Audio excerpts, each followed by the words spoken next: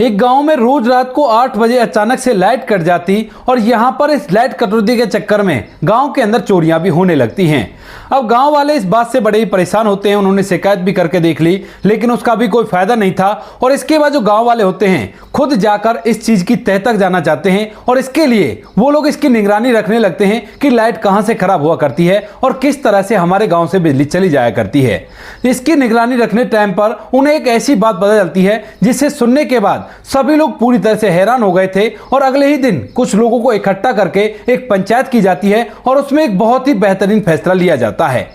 क्या हुआ था ऐसा जो उस गांव के अंदर रोज रात को 8 बजे इस तरह से लाइट की कटौती हो जाया करती थी? पूरी सच्चाई के बारे में जानने के लिए वीडियो को अंत तक जरूर देखें। बिहार के चंपारण डिस्ट्रिक्ट के एक छोटे से गांव के अंदर एक लड़की रहा करती है, जिस लड़की का नाम होता है शोभा। अब शोभा जिसकी उम्र 25 साल है, लेकिन उससे शादी करने के लिए कोई भी तैयार नहीं है, क्योंकि शोभा के माता पिता की मौत उस समय हो गई थी जब वह 18 साल की हुई थी। और उसके बाद से शोभा अपने घर के अंदर अकेली रहा करती है। गांव वाले उसकी जीवनचर्या को बिताने के लिए उसको सहारा तो दे दिया करते हैं, लेकिन गांव के अंदर एक बात भी फैली हुई है कि जो शोभा है वो एक तरह की पनौती है, क्योंकि जैसे ही वो जवान हुई है तो उसके बाद उसके माता पिता उसे छोड़कर इस दुनिया से चले गए। और जिस घर के अंदर इसकी शादी होगी उस घर के अंदर भी ऐसा ही कुछ होगा। तो इसी वजह से यहाँ पर जो शोभा होती है उसके लिए कोई भी रिश्ते नहीं आया करते हैं। गांव के कुछ लोग किसी रिश्ते वाले को लाया भी करते तो गांव के जो और लोग हुआ करते हैं वो लोग उन्हें वहां से भगा दिया करते, ये बात सुनाकर कि इस तरह से इसके माता पिता की मौत हो गई है और ये पूरी तरह से मनहूस है। इस बात को सुनकर जो भी रिश्ते वाले आया करते वो तो भागी जाया करते, लेकिन आस पड़ोस के गांव में ये बात आग की तरह फैल गई थी। और उसके बाद तो जब भी कोई शोभा का नाम रिश्ते के लिए लिया करता तो वह पहले ही मना कर दिया करता, क्योंकि सभी को पता था कि शोभा इस तरह की लड़की है। अब इस बात को लेकर शोभा काफी ज्यादा परेशान रहती है और एक रात जब अपने कमरे में सोई हुई थी तो उसी दौरान बहुत कुछ सोचती रहती है। मन के अंदर ढेर सारे विचार चल रहे थे और वह फूट फूट कर रोने लगती है। कमरे के अंदर बंद बंद एक बार तो वह अपने आप को इस दुनिया से विदा करने की भी कोशिश करती है, लेकिन वो ऐसा नहीं कर पाती, क्योंकि इसके लिए बहुत ही ज्यादा हिम्मत चाहिए होती है और इतनी हिम्मत शोभा नहीं जुटा पाती है। शोभा की जिंदगी में कुछ भी अच्छा नहीं था, क्योंकि उसका इस दुनिया में उसे अपना कहने वाला कोई भी नहीं था। लेकिन एक शख्स ऐसा था जिसकी वजह से जो शोभा होती है उसकी जिंदगी में थोड़ी सी खुशियां आती हैं। उसकी पड़ोस की एक सहेली होती है जिसका नाम निशा होता है, और निशा के साथ जो शोभा होती है अपने दिल की बातें शेयर किया करती। और जो निशा होती है वह भी उसकी भावनाओं की कदर किया करती और उसको बात बात पर मोटिवेट किया करती और कहा करती कि तू चिंता मत कर, हो सकता है शायद तेरी किस्मत में कोई राजकुमार लिखा हुआ हो और इसी वजह से तेरी शादी नहीं हो रही हो। तू देखना एक ना एक दिन कोई राजकुमार आएगा और तुझसे शादी करके तुझे अपने घर ले जाएगा। शोभा इन बातों को सुनकर काफी ज्यादा परेशान होती है, लेकिन फिर भी अपनी सहेली की बात की हाँ में हाँ मिलाती है। धीरे धीरे कुछ समय बीतता है और कुछ समय बाद एक दिन जो शोभा होती है वह अपनी सहेली के साथ मार्केट जाती है, क्योंकि कुछ दिनों में त्योहार आने वाला था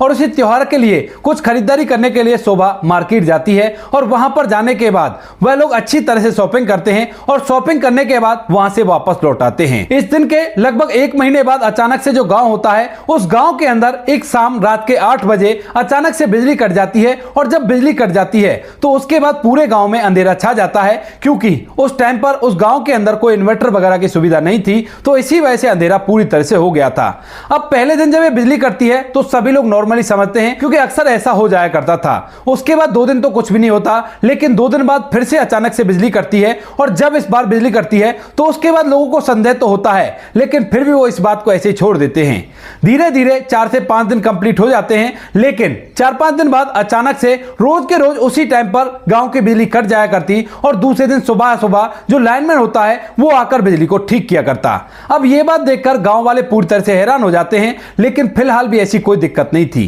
तभी एक दिन शाम के समय जब बिजली कटती है तो उसी दौरान एक घर के अंदर चोरी हो जाती है। और चोरी होने के बाद जब वह जोर जोर से चोर चोर कहकर चिल्लाता है तो चोर उसकी आंखों के सामने से भागता है, लेकिन वो थोड़ी आगे जाने के बाद अंधेरे में कहीं गुम हो गया था। और इस बात के बारे में जब वह और लोगों को बताता है तो लोग मामले की गंभीरता को समझते हैं और सोचने लगते हैं कि अगर इसी तरह से बिजली की कटौती रही तो हो सकता है हमारे गांव में ये चोरी जैसी घटनाएं और भी ज्यादा बढ़ने लगे। तो इसी बात को लेकर जो गांव वाले होते हैं वो इकट्ठा होते हैं और इकट्ठा होने के बाद पास ही के बिजली बोर्ड में चले जाते हैं और वहां पर इस बात की शिकायत देते हैं। तो बिजली बोर्ड से उन्हें पता चलता है कि देखो यहाँ पर हमारे यहाँ पर तो कोई भी फॉल्ट नहीं है, तुम्हारे गांव के अंदर ही जो मेन लाइन है उसको ही को कट कर दिया करता है और इस बारे में हमें कुछ भी नहीं पता है। अब जो गांव वाले होते हैं वो सोचने लगते हैं कि कहीं ऐसा तो नहीं कोई व्यक्ति चोरी करने के लिए ही इस तरह से लाइन को काटा करता हो, और इसी वजह से अब वो इस चीज की निगरानी करने लगते हैं। रात के समय जैसे 7:30 बजते हैं तो गांव वाले वहां पर इकट्ठा हो जाते हैं और इकट्ठा होकर वहां पर पहरा देने लगते हैं। लेकिन जैसे वो लोग वहां पर पहरा देते हैं तो आज बिजली की कटौती नहीं हुई है, और इसके बाद वो लोग काफी देर तक वहां पर वेट करते हैं, लेकिन जब कोई भी नहीं आता तो उसके बाद वो लोग भी वहां से चले जाते हैं। आज बिजली की कटौती नहीं हुई थी, लेकिन अगले ही दिन जब ये गांव वाले ये सोचते हैं कि कोई बात नहीं, हमारा वैसे ही बहम होगा, तो उसके बाद वो लोग नहीं जाते हैं। लेकिन अगले दिन फिर से बिजली कट जाती है और एक और घर के अंदर चोरी हो जाती है। अब जैसे दूसरे घर के अंदर चोरी हुई थी और बिजली भी कटी थी, तो उसके बाद गांव वाले समझ जाते हैं कि कोई ना कोई व्यक्ति ही बिजली को काटा करता है, और इसके लिए उन्होंने छुपकर जाल बिछाना होगा, और जाल बिछाने के बाद ही ये सब कुछ समझ में आ सकता है कि कौन व्यक्ति बिजली को काटा करता है और गांव में चोरी किया करता है। इस बात को देखते हुए गांव के कुछ लोग, यानी कि वो सभी लोगों को तो नहीं बताते, क्योंकि उन्हें शक था कि जो चोरी हुआ करती है वो गांव का ही कोई व्यक्ति किया करता होगा, और सभी लोगों को अगर ये बात पता चल गई तो वह व्यक्ति फिर से नहीं आएगा। तो इसी वजह से लगभग 10 से 12 लोग ऐसे इकट्ठा होते हैं जिनको एक दूसरे पर पूरा विश्वास था, और उन सभी के बीच में ये बात होती है कि हम लोग एक जगह इकट्ठा होकर और चुपचाप बैठ जाएंगे और छुपकर ये चीज देखेंगे कि कौन आकर बिजली को काटता है, और जैसे ही आज बिजली को काटने के लिए कोई आएगा तो उसके बाद उसको पकड़ लेंगे। ऐसा सोचकर वो गांव के जो 10-12 लोग होते हैं वो अलग अलग जगहों पर चुपचाप छुप गए थे, और छुपने के बाद उस ट्रांसफार्मर की तरफ निगाह रखते हैं जिस ट्रांसफार्मर से पूरे गांव के अंदर बिजली सप्लाई हुआ करती है। थोड़ी देर तक वहां पर वेट करते हैं, लेकिन जैसे ही आज यहां पर 8:30 बजते हैं तो उसी दौरान वहां पर एक लड़की आती है, जिस लड़की ने पूरी तरह से अपने चेहरे को ढक रखा था, और उसके साथ में एक और लड़की थी। वो दोनों वहां पर आते हैं और आने के बाद इधर उधर देखते हैं। इधर उधर देखने के बाद जब उन्हें लगता है कि यहां पर कोई भी नहीं है, तो उसके बाद जो लड़की होती है वो एकदम से उस बिजली को काट देती है। अब जैसे उस लड़की ने बिजली काटी थी तो उसके बाद चारों तरफ से गांव के लोग इधर उधर भागने लगते हैं उनके पीछे। अब जैसे वो उनके पीछे भागते हैं तो जिस लड़की ने बिजली काटी थी वो तो भाग गई थी, लेकिन उसके साथ जो और दूसरी लड़की थी वह किसी तरह से उनकी पकड़ में आ जाती है। और जब ये लोग गौर से इसे देखते हैं तो ये और कोई नहीं, इसी गांव की लड़की थी जिसका नाम निशा था। निशा जो कि शोभा की बहुत अच्छी सहेली है और उसके साथ ही ज्यादातर रहा करती है और उसकी मन की बातों को समझा करती है। अब जैसे ही ये लोग इस लड़की को देखते हैं तो वह उसे देखते ही पहचान जाते हैं, क्योंकि अब तक उन्हें उम्मीद थी कि कोई ना कोई आदमी होगा, लेकिन ये दोनों लड़कियां थी, और दोनों लड़कियों को ऐसा क्या काम हो गया जो वो लोग यहां पर बिजली काटा करती हैं। अब जैसे ही इन्होंने इनको पकड़ा था तो उसके बाद वे शोर मचाने लगते हैं, और शोर मचाकर और भी गांव वालों को बुला लेते हैं। गांव वाले के साथ साथ निशा के माता पिता भी आ गए थे, और जब अपनी बेटी को ऐसा काम करते हुए देखते हैं तो उसके बाद उसे धमकाने लगते हैं। कहते हैं कि तू ऐसा क्यों कर रही थी, क्या कारण है इस चीज का। तो यहां पर जो निशा होती है वो पहले तो इस बात को नहीं बताना चाहती, लेकिन जब गांव वाले उसे बुरी तरह से धमकाने लगते हैं तो उसके बाद वो बता देती है कि बिजली को मैं नहीं काटा करती, बिजली को तो शोभा काटा करती है। अब इस बात को सुनकर गांव वाले हैरान हो जाते हैं, और उसके बाद शोभा को भी बुलाया जाता है। शोभा जो कि अब तक अपने घर पहुंच चुकी थी, क्योंकि उसने पीछे मुड़कर देखा ही नहीं था कि निशा पकड़ी गई है या नहीं पकड़ी गई। उसे तो लग रहा था कि निशा भी भाग कर आ गई होगी, और आज तो वो बाल बाल बचे हैं। लेकिन यहां पर जैसे शोभा के घर लोग जाते हैं और उसे पकड़कर अपने साथ लेकर आते हैं, तो शोभा समझ गई थी कि शायद उन लोगों ने निशा को पकड़ लिया है, और उसके बाद ही ये लोग मुझे यहां से ले जा रहे हैं। तो उसके बाद शोभा उनके साथ खुशी खुशी चली जाती है, और वहां पर जाने के बाद जब सभी लोग इस बात के बारे में पूछते हैं कि शोभा तुम बिजली को क्यों काटा करती थी, आखिर ऐसा क्या कारण है, क्या गांव के अंदर जो चोरियां हो रही हैं उन चोरियों को तुम ही करा करती हो, जबकि हम तो तुम्हें पैसे भी दिया करते हैं और खाने के लिए सामान भी दिया करते हैं ताकि तुझे किसी चीज की परेशानी ना हो। अब इस बात को जो शोभा होती है खड़ी खड़ी सुनती रहती है, और पहले इस बात को इधर उधर करने की कोशिश करती है, लेकिन जब गांव वाले किसी भी बात के लिए नहीं मानते हैं तो उसके बाद मजबूरन यहां पर जो शोभा होती है उसे सच्चाई बतानी पड़ती है। कहती है कि मैं एक लड़के से प्यार किया करती हूं और वो मुझसे मिलने के लिए आया करता है। अब गांव में लोगों को पता ना चल जाए तो इसी वजह से मैं बिजली को काटा करती हूं, लेकिन इस चोरी से मेरा कोई लेना देना नहीं है। अब गांव वाले जैसे ये बात सुनते हैं तो एकदम से पूरी तरह से हैरान हो जाते हैं और पूछने लगते हैं कि कौन है वो लड़का और किससे तुम मिला करती हो। तो यहां पर जो शोभा होती है वो कहने लगती है कि वो लड़का पड़ोस के गांव का रहने वाला है जिसका नाम कपिल है, और कपिल और मेरी मुलाकात एक दिन मार्केट में हुई थी और वहां पर हम दोनों की एक दूसरे से आंखें मिल गई थी।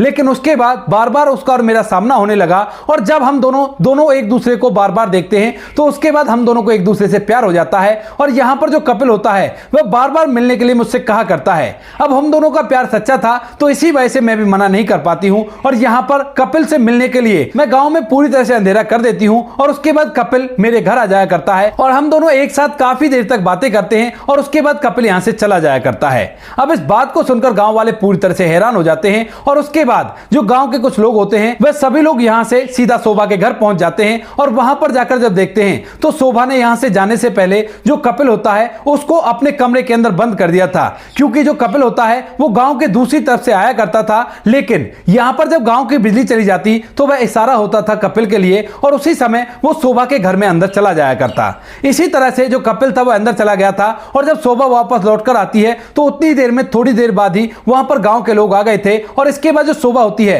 वो कपिल को कमरे के अंदर बंद कर देती है। अब जब गांव वाले जाकर उस कमरे के अंदर से उस कपिल नाम के लड़के को निकालते हैं तो उसके बाद वह उनसे छोड़ने के लिए कहने लगता है, लेकिन गांव वाले उसे पकड़ लेते हैं और कहने लगते हैं कि क्यों भाई, तुम्हें क्यों छोड़ दे, तुम हमारे गांव की लड़की के साथ यहां पर आया करते हो और यहां पर अगर तुम आते हो तो तुम्हें इससे शादी करनी होगी, वैसे भी इसकी शादी के लिए हम काफी दिनों से कोशिश कर रहे हैं। अब इस बात को सुनकर जो कपिल होता है वो एक साथ से मना करने लगता है, लेकिन तभी यहां पर जो शोभा होती है वह उसकी तरफ देखती है और कहने लगती है कि कपिल क्या कह रहे हो, क्या तुम मुझसे प्यार नहीं किया करते? तो यहां पर जो कपिल होता है वो कहता है कि मैं तुमसे प्यार तो किया करता हूं, लेकिन ना तो मैंने अभी तक तुम्हारे बारे में अपने माता पिता को बताया है और ना ही उन्हें कुछ भी पता है। अगर इस तरह से मेरी शादी हो जाएगी तो उन्हें बहुत बुरा लगेगा। इससे अच्छा होगा कि गांव वालों से कह दो कि वो मेरे माता पिता को बुला लेंगे और उसके बाद उनकी सहमति से ही मैं यहां पर शादी कर लूंगा। अब इस बात को सुनकर यहां पर जो गांव वाले होते हैं वो भी इसकी इस बात से एग्री करते हैं और कहते हैं कि ठीक है, अगर ऐसी बात है तो आज रात तो तुम लोगों को यहीं पर रहना होगा, लेकिन कल सुबह होते ही हम तुम्हारे घर वालों को यहां पर बुला लेंगे